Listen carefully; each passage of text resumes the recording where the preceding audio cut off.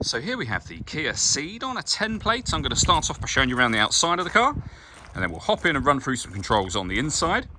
From the outside though, you can see it's a 5-door car with alloy wheels. Let's start off inside the boot and then work our way around the rest of it from there. As we approach the back of the car, you can see we have plenty of boot space along with that 60/40 split folding rear seat so that you can increase this space even further should you wish to do that.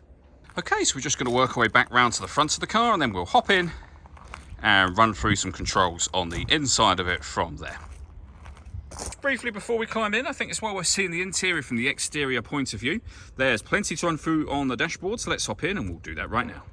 Okay, now that we're inside the car, we're going to start with the dials. Over on the left-hand side, we have the rev counter, the speedometer in the middle, and on the right-hand side, the coolant temperature gauge and fuel gauge. Also in the middle, you can see the total miles for this car. They are 112,356. If we back out to the steering wheel, we have stereo controls on both the left and right-hand sides, and then this button will change the trip computer information displayed in that central section.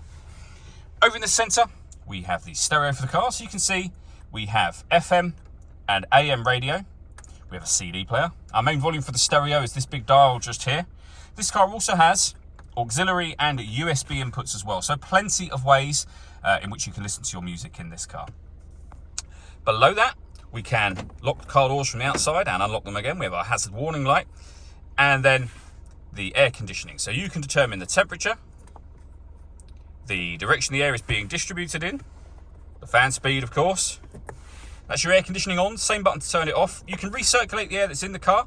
That's a great way of heating it up or cooling it down quickly, depending on the temperature you've set over here. And again, you can turn those off very easily. Below that, we have a 12-volt charging socket, a second 12-volt charging socket, along with the auxiliary and USB inputs I mentioned just a moment ago, and then a 5-speed manual gearbox. All that leaves me to say is thank you for taking the time to watch this video. If you'd like to come and see the car in person and have a test drive, please feel free to give us a call here at Surrey Specialist Cars. We'd love to hear from you soon.